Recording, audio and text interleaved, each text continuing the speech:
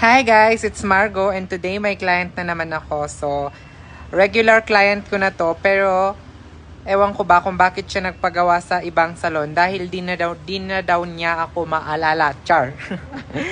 So, ayan.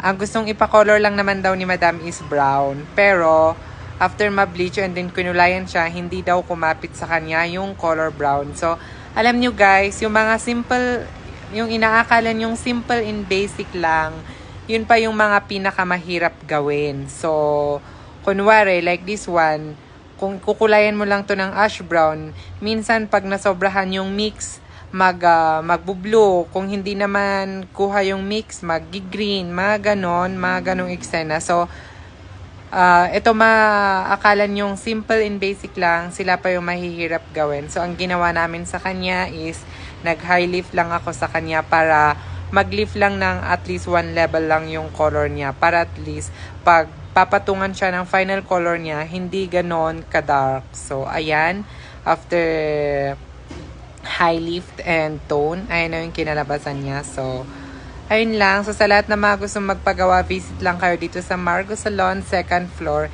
here at Magsaysay. So, see you guys!